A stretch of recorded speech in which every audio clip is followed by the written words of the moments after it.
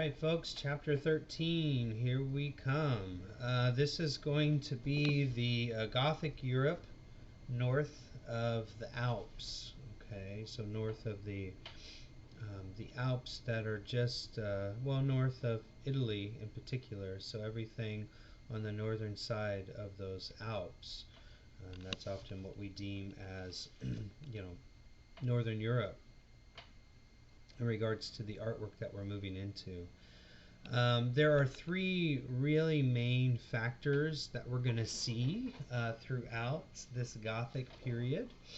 And the first is going to be what's called an advancement or enhancement of the vaulting system that we saw in the Romanesque period, that we saw all the way back to early Roman art, whenever the Romans started to create the tunnel and the vaulting system above the earth instead of below.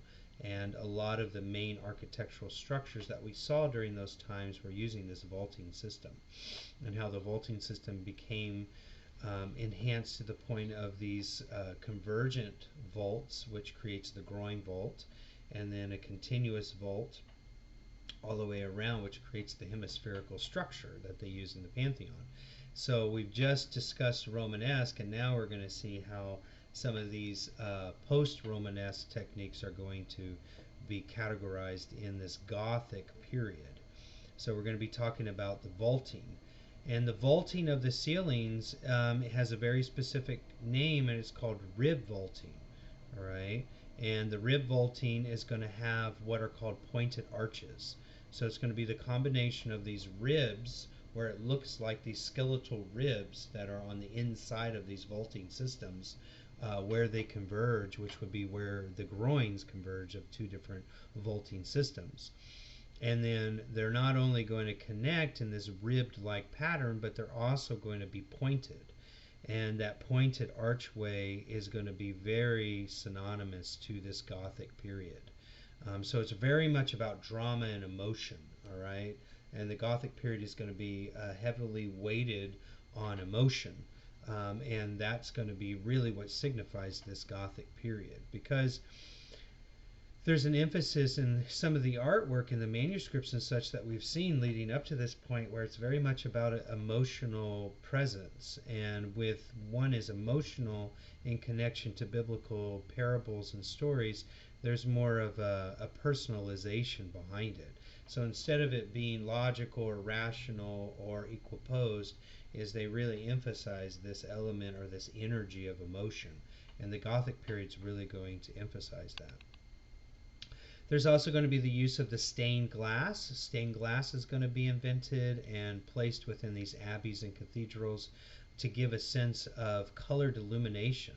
So whenever the light comes in these big stained glass pieces, it illuminates the space with all this prism effect of color. So it's almost as if this radiant light from the outside world is being transmutated into almost this color palette coming from God, or at least this divine source. So the stained glass is going to show biblical parables, tales, these narrations, and it's also going to be used to bring more illumination into the space. All right. The third is going to be what are called jambs, or caryatids, and again, these are going to be the caryatids, if you recall, all the way back to the Greek period, are the figurative narrative columns that are being carved out. So the figure is being carved out of the column. So these caryatids are going to come back, and that's C-A-R-Y-T-I-D-S, caryatids. And the other name is called the jamb, J-A-M-B. And the jambs are going to be a series of caryatid columns on the entryway of that portal, or that main door that's going to send you into the narthex, or the entryway of the cathedral. Okay, and then from there you'll walk down the nave, and from the nave is the apse, or the place of worship at the other end of the cathedral. Right, so those are called jambs. They're right in the front, and those columns are typically going to be a biblical figure in particular. All right, so a little bit more context with Gothic. It actually was a negative term, And it was from the Goths, who were the people who helped with the downfall of Rome and moved away from classical antiquity and art. All right, and remember that this Goth term is going to be created during this proto-Renaissance, or this Renaissance period. That's going to happen from 1350 CE to around 1560 CE. All right, so this period is going to term this time before the Renaissance begins as Gothic, because they're the ones that didn't want to emphasize antiquity, and antiquity was about Greek and Roman art in particular. So anything that focused on humanism or rationality or naturalism or science or logic or anything like that was considered antiquity, Greek Roman. And the Renaissance is the rebirth of that antiquity.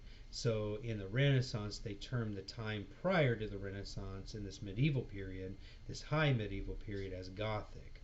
And it was very emotional, and it was very irrational, or everything was flat. There was no interest in actual empirical observation or science or anything that a human can deem as important.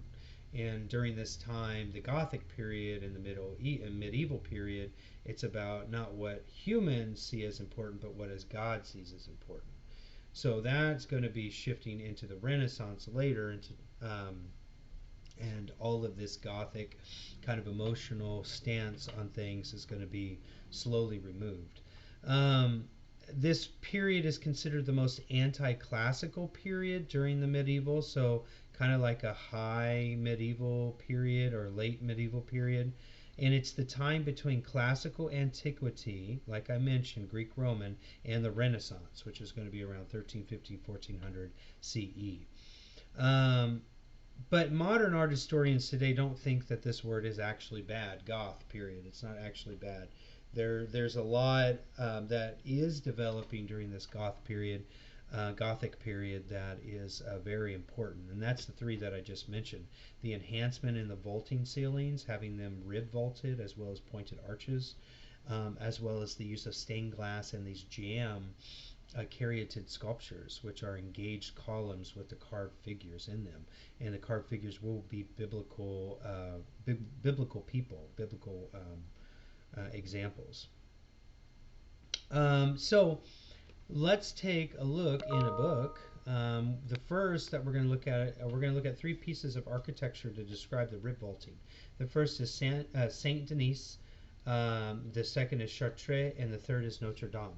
Okay, so you might have heard of Notre Dame. Some of you may have heard of Chartres, which were all done during this Gothic period. Okay, some of you may not know Saint Denis.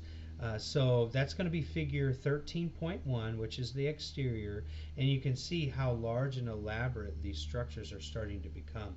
They have these huge towers that are jetting very high up into the sky, almost as if they're penetrating the firmament or the sky to bring and rain down the divine power of God. That's why they were built so high. They have these very high, elaborate structural constructions. And if you notice on figure 1311, there's a little circle in the middle, right above the entryway, and that's where the stained glass is going to be, and that's going to bring a lot of light into the Abbey Church of Saint Denis. So it's going to be very much about illumination and ambience, and this atmospheric ambience up high where this light is coming through.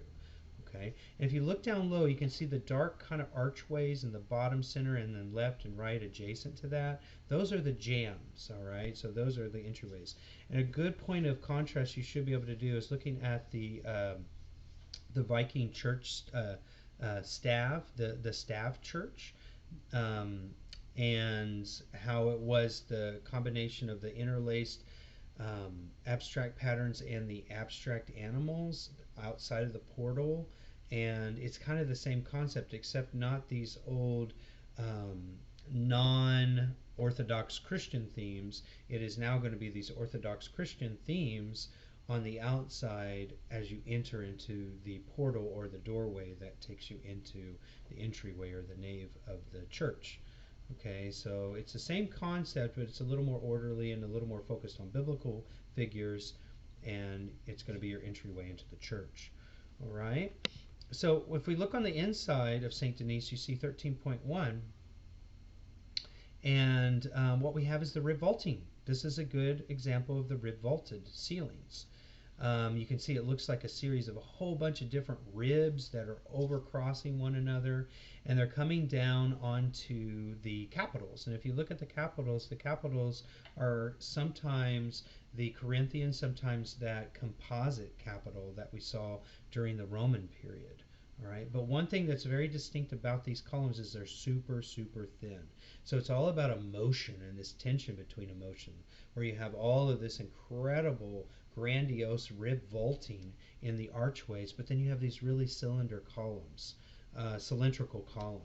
So it's all about emotion. And you also should be able to look at this and look back at the hypostyle columns that we looked at in Islamic art and see a point of reference, because it's very similar. And do know that a lot of these concepts that were there in the Byzantinum as well as the Islamic art are finding their way far west and northwest into Europe. So yeah, that's where they're kind of combining all these different concepts. But what is very specific to the Gothic is how many rib vaults are overlapping one another, coming down onto these very slender columns. It's very specific to Gothic. And also look at the pointed arch. You can see it starts to curve up, but then it stops at a point and then it curves back down. That pointed arch, again, is going to be very much specific to the Gothic period. And it's going to require, as I mentioned before in a previous video, what are called flying buttresses. And we'll look at those in particular with Notre Dame and Chartres. And again, the flying buttresses is because it makes them unstable by having the pointed arch versus the continuous curved arch. Right? And there's another image, figure 13.2, that gives you a more elaborate, more on the ground kind of emphasis of what that rib vaulting looks like. And again, rib vaulting, R-I-B, as in like ribs, right? And the pointed arches. You can see that they're starting to point in the center where what we would call a keystone, all right? That center where the middle of the arches is called a keystone. That keystone starts to point instead of being a continuous curve all the way around. Okay, so that is Saint Denis. And then you look at figure 13.4, and it's the west facade of Chartres. Okay, and so we're going to be looking at another Gothic cathedral.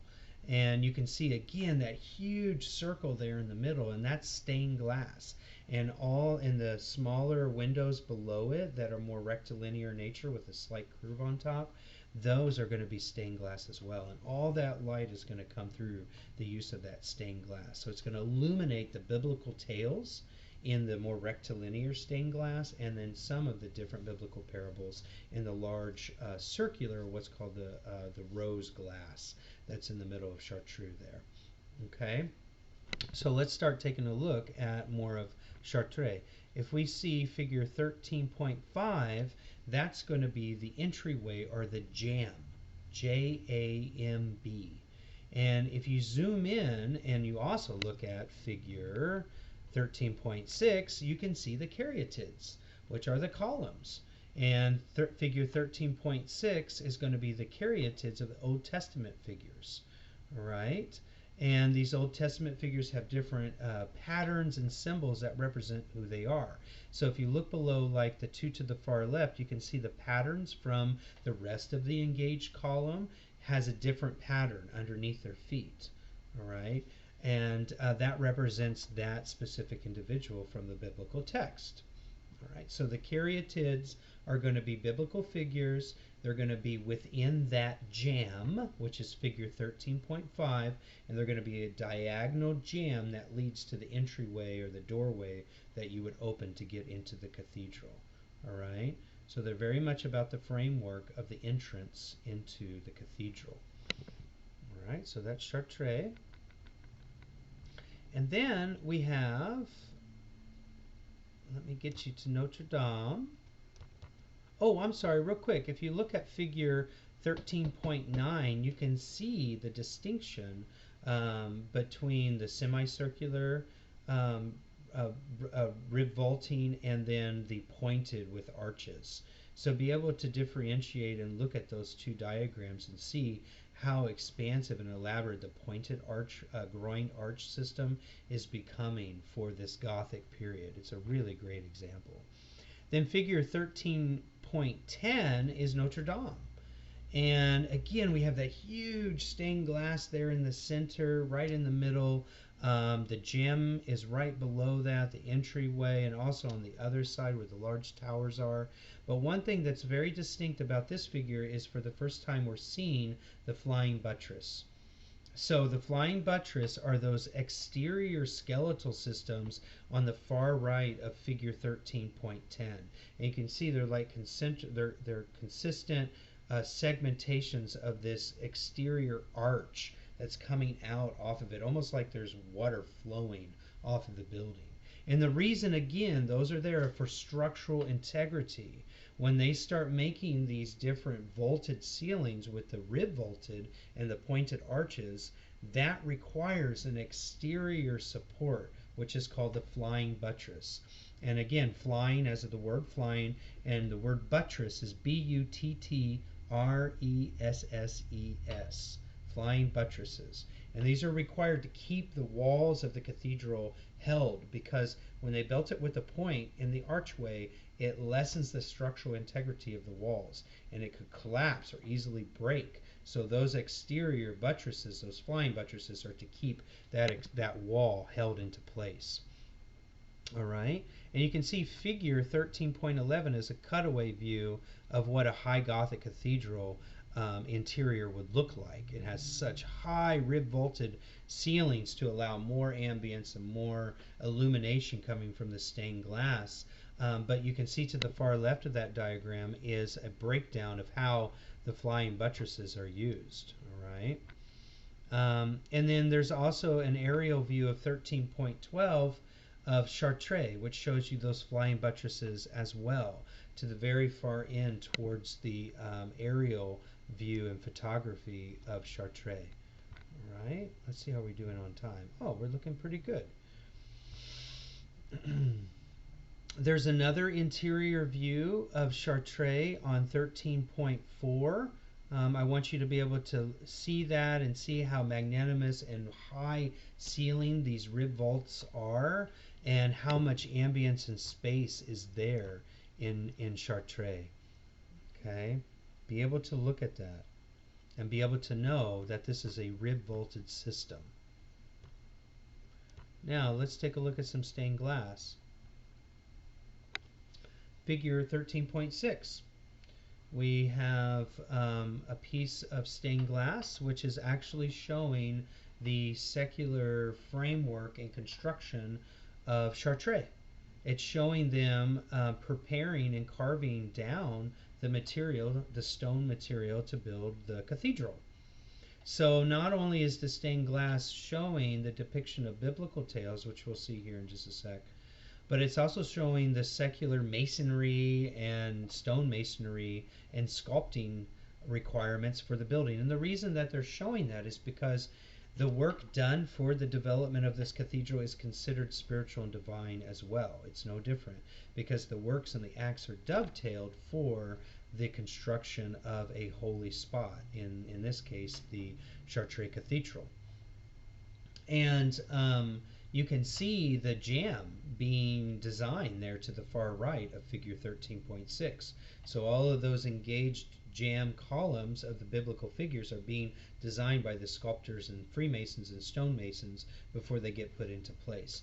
Now these stained glass windows are in the ambulatory, so that is what envelops and wraps the apse, where the place of worship is in the center, where the altar is, and then around the back side of that in a hemispherical way or a half circle is the ambulatory, and it has all of these stained glass pieces that are bringing in the light and bringing in all these different colored lights, and giving the story on the makeup and the design of Chartres. Then we have another one, figure 13.7, which is Virgin and Child and Angels.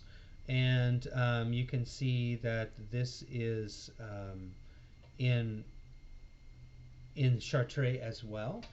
This piece is 12 feet tall, and it's creating that narrative and that ambience and that divine glow with the light coming in. The lighter panels of glass are on the embodiment of both Jesus and Mary, and that is illuminating with the halo behind both of their heads, that nimbus halo that you see behind his head. And then the space around them is a little bit darker so that they're more focal and centered. So it's intentional. What I'm telling you is figure 13.17 is an intentional use of certain colored glass to centralize the biblical story of virgin and child and angels. Okay, so by having the lighter panels of glass, it makes the virgin and child stand out with the angels, and then the darker glass around them creates them as a central focal point.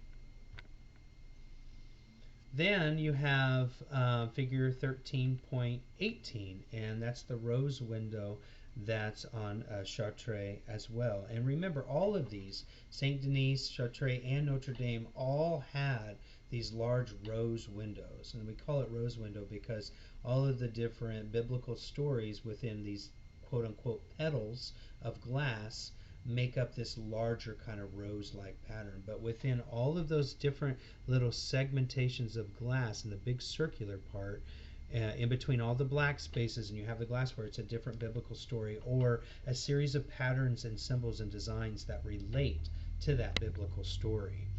All right, so you should be able to look at this glassware and see how it's used as a point of illumination brought into the space, either in Chartres, either in Notre Dame, or in Saint Denis, because they all three have this stained glass used during this time.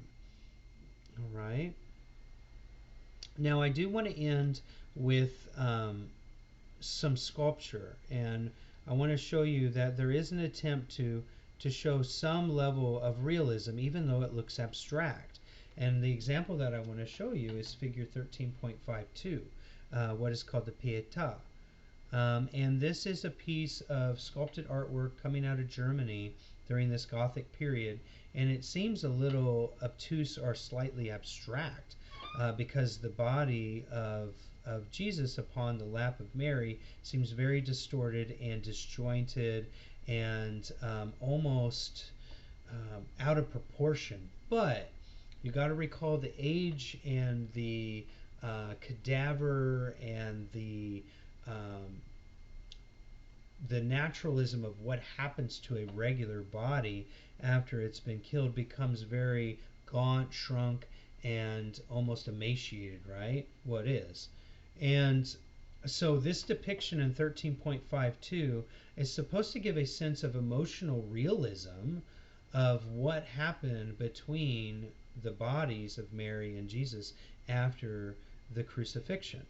So if we look at this, it may seem abstract at first, but it's actually the emotional characterization is very synonymous to this Gothic period to show the agony that Jesus went through for the deliverance of other people's sins, and the anguish that the Mother Mary, who is a little more elderly in presence, is not depicted as a youthful Mary, but as an older Mary, which would be more true to the actual age story between Mary and Jesus. So it's very honest in that secular capacity. It's very honest in the emotional capacity. And it's also showing a little more of a divergence from the Gothic and the divergence from the medieval period, and kind of more of a step into the proto or pre-Renaissance period. But the age of Jesus and when he passed is true to the proportions of he upon her lap. Though it looks abstracted, he looks a little too big for her lap. That's because he is. If he was an adult whenever he was crucified, then his body would obviously be bigger upon his mother's lap. So it actually is very true, though it seems abstract. And I just want to leave you at that in regards to this Gothic period.